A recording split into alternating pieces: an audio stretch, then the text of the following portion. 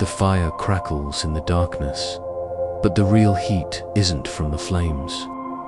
Eyes lock across the circle, a glance that could mean life or death. In this world, sex wasn't just desire, it was currency, a weapon, a ticket to survival. In the Stone Age, the ones who knew how to wield it didn't just find pleasure, they found power. Long before written laws, kings or coins, there was another kind of currency, one that flowed quietly in the shadows of the firelight. In early human tribes, sex wasn't always about romance, and it certainly wasn't only about reproduction. It was a form of social negotiation, a tool that could bind allies, settle disputes, or secure a place in the tribe's fragile hierarchy. Anthropologists studying both prehistoric evidence and living tribal societies have found a recurring truth. Where survival depends on cooperation, intimacy can be as powerful as a sharp spear. A well-placed alliance, sealed in a sleeping mat, instead of a handshake, could mean access to better food, protection from rivals, or inclusion in decision-making. For women in particular, who often faced the dual threats of predators and aggressive males, choosing partners strategically was more than preference, it was self-preservation. Aligning with a skilled hunter, a respected elder, or even multiple men in different subgroups could mean a safer life for herself and her children. In some tribes, sexual relationships between different families acted almost like peace treaties, reducing the chance of raids or violent disputes. But these exchanges didn't always happen in the open. Much like whispered deals in a marketplace, these negotiations were often subtle. A lingering glance, a shared portion of meat, a night spent away from one's usual sleeping spot.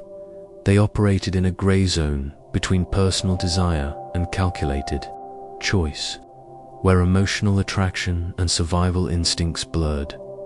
Modern societies tend to place intimacy into the neat boxes of love or lust.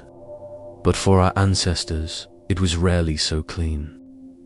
A single act of desire might be tangled with a dozen motives: safety, hunger, ambition, revenge, and in the flicker of Stone Age firelight, where faces were half in shadow and half in glow, those motives could be hidden or revealed in an instant. In the prehistoric world, sex was never just sex. It was a silent language, one understood by everyone, but spoken only by the boldest dot.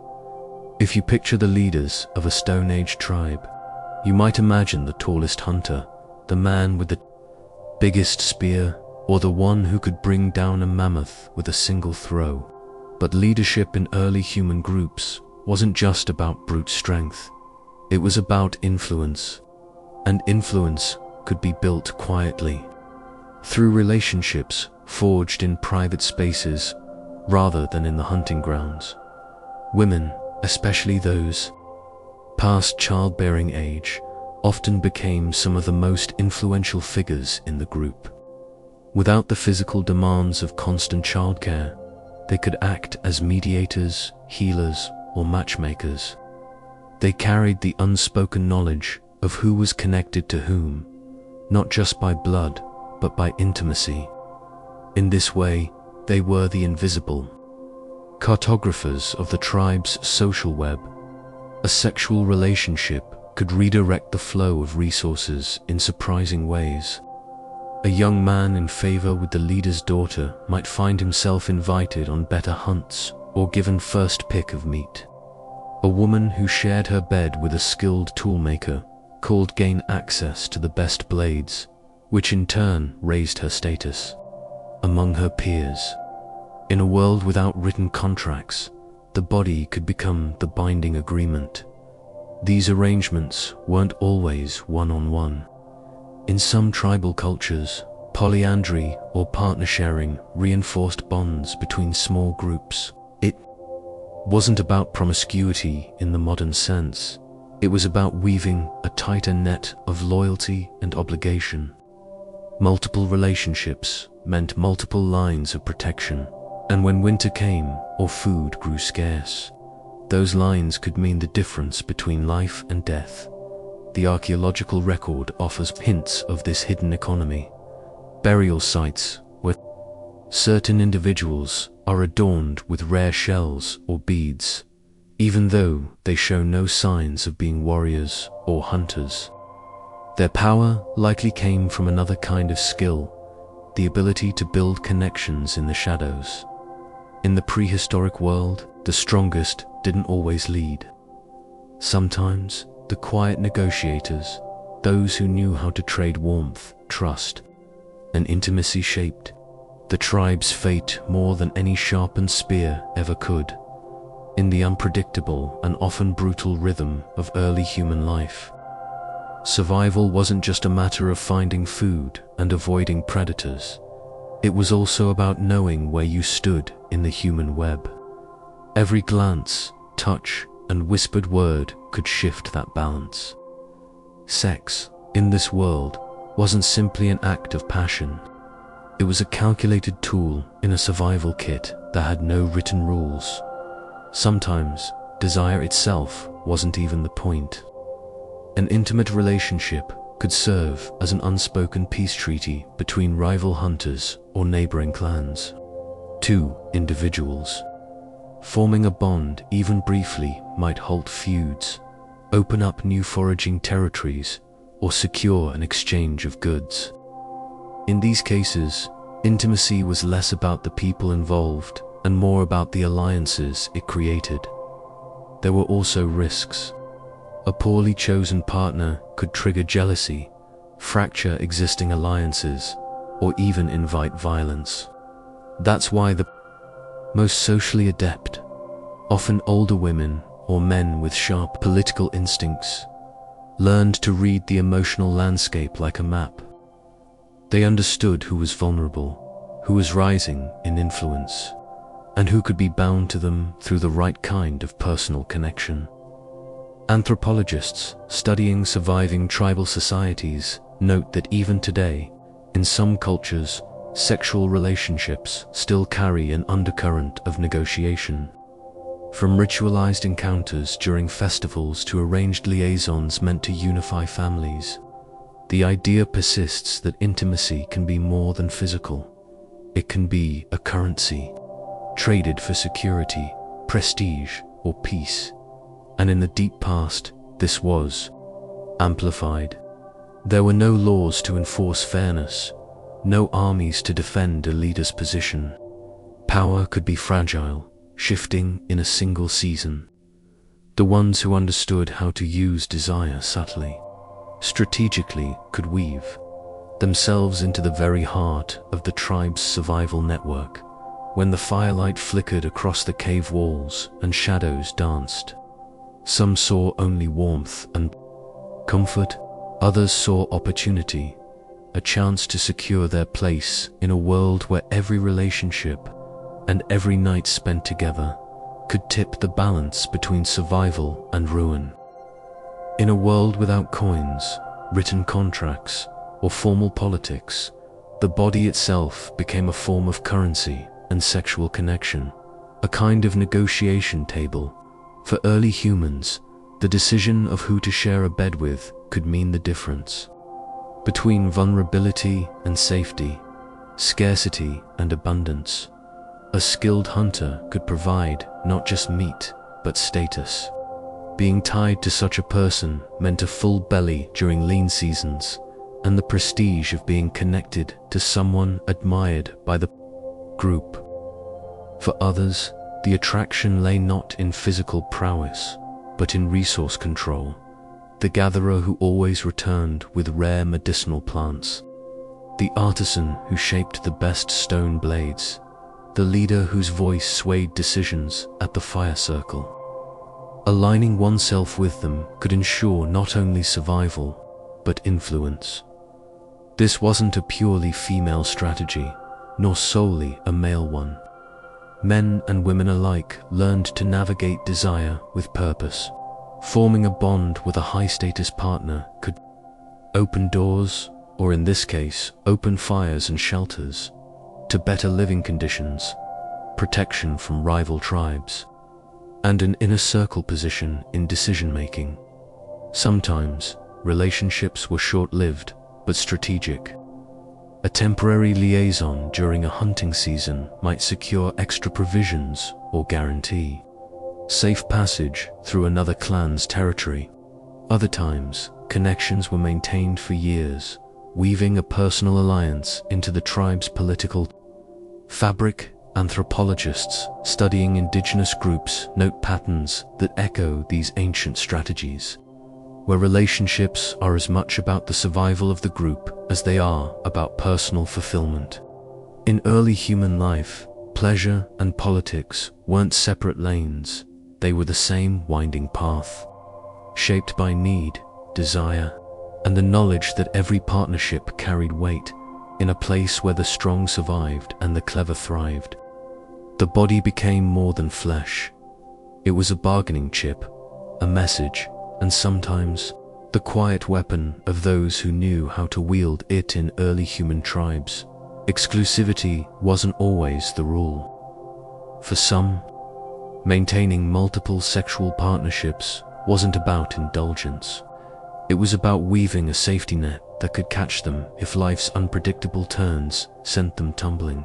A woman might form a bond with a skilled hunter for meat, but also share intimacy with a skilled healer for access to remedies and knowledge.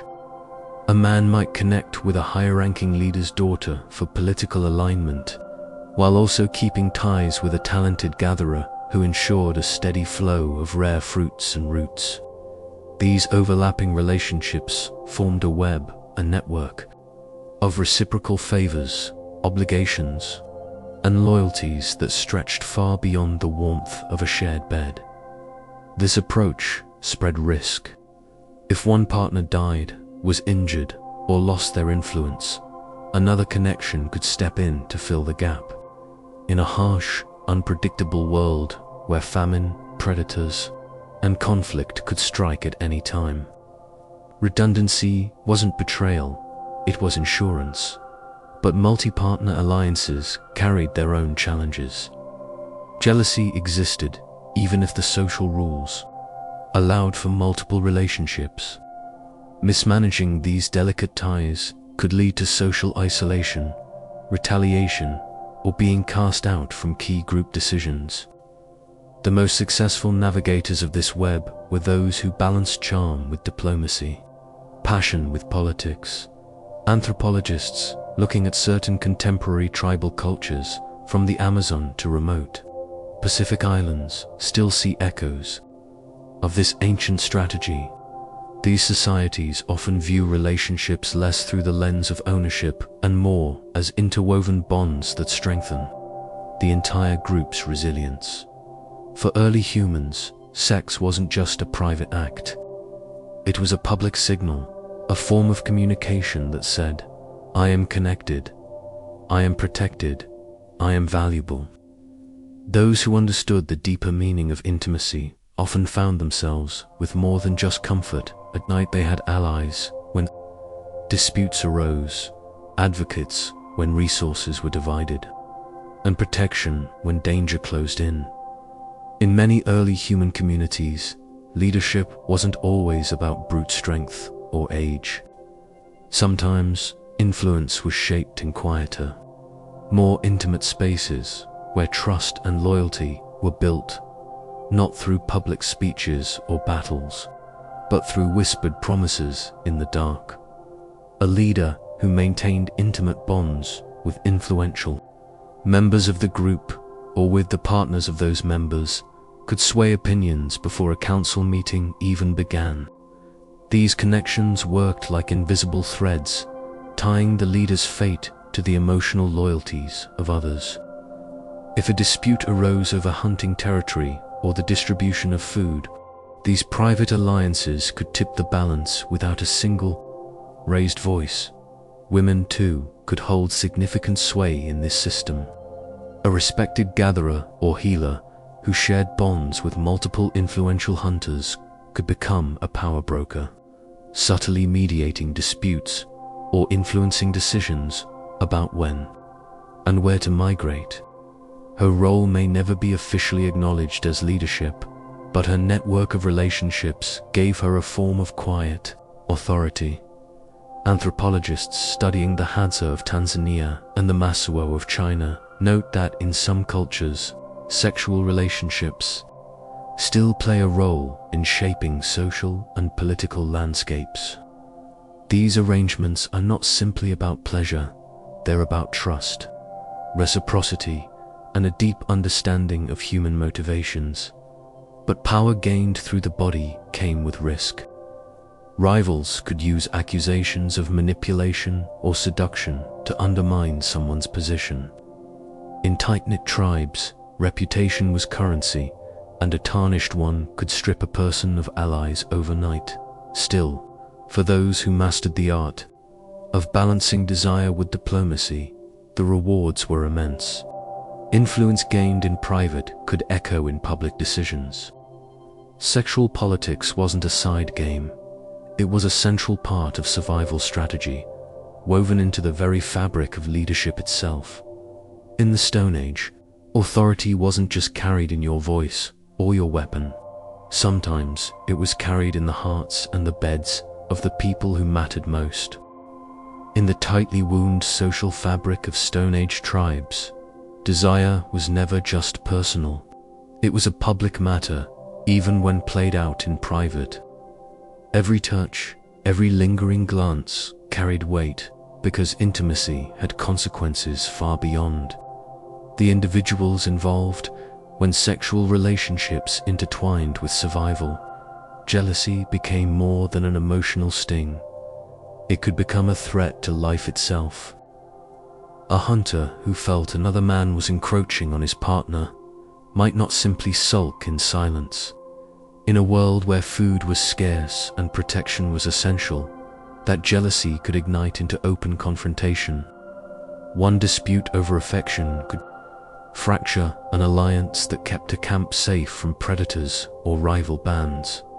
The danger was even sharper when the person at the center of attention held influence.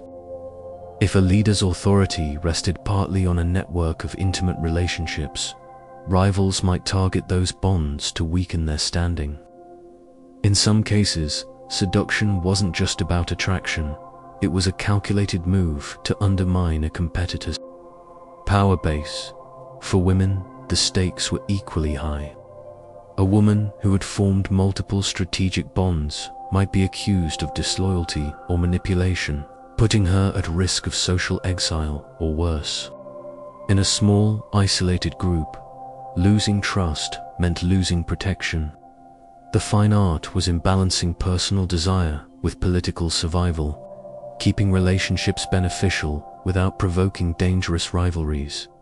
Archaeological evidence of violent injuries in certain prehistoric burial sites hints at conflicts that may have been rooted in personal disputes. While not every fracture or skull wound was the result of jealousy, anthropologists argue that intimate rivalries were as much a part of human conflict as competition for food or shelter.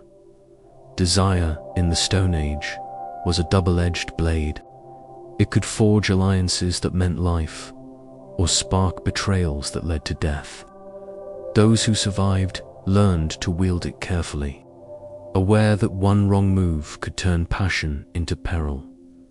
In the Stone Age, revenge wasn't just about satisfying wounded pride, it was about rebalancing the scales of power. A slight to one's honor, especially in matters of intimacy, could not be ignored. To leave it unanswered was to invite further challenges, eroding one's influence and safety. When jealousy burned hot enough, retaliation often came in calculated forms. A hunter humiliated by losing a partner to a rival might not charge in with a spear immediately. Instead, he could withhold food from the offender's family during a lean season, ensuring hunger gnawed at their strength. Others might whisper in the ears of allies, planting seeds of distrust until the target was isolated, their alliances crumbling like dry bark underfoot. For women, revenge took subtler, yet equally potent paths. A woman who had been betrayed could choose to align herself with a rival group within the tribe, redirecting resources and attention away from her former partner. In a society where every pair of hands counted toward survival, the loss of even one skilled gatherer or caretaker could be a severe blow. Sometimes, vengeance took the form of sexual politics itself. In certain hunter-gatherer societies, studied by anthropologists, taking a lover from a rival circle wasn't merely personal pleasure, it was a deliberate statement of dominance. The body became both message and weapon, capable of toppling reputations without spilling a drop of blood. But revenge always carried risk. Push too far, and the offended party might retaliate in turn, setting off cycles of feuds that could fracture entire bands. In small populations, these spirals of hostility could be devastating, weakening the group's ability to defend itself from predators or hostile neighbors. What's striking is how, even then, humans understood that social sabotage could be as lethal as direct violence. A spear could kill one person. A destroyed alliance could doom a dozen. The most skilled survivors were those who knew how to strike just hard enough to hurt, but not so hard as to trigger annihilation. For all the danger it carried, desire wasn't something early humans could simply erase from their lives. It was woven into the very fabric of their social world, a force that could unite tribes as easily as it could tear them apart. Over time, survival demanded that people learn ways to manage jealousy, betrayal, and rivalry before these emotions burned the whole camp to the ground. One of the most common tools was ritual. In some early societies, disputes over partners were settled through public gatherings where grievances were aired, often with elders mediating. These weren't gentle, polite conversations. They could involve heated accusations, theatrical displays of anger, even symbolic challenges. But by making the conflict public, it removed the secrecy that often kept resentment festering.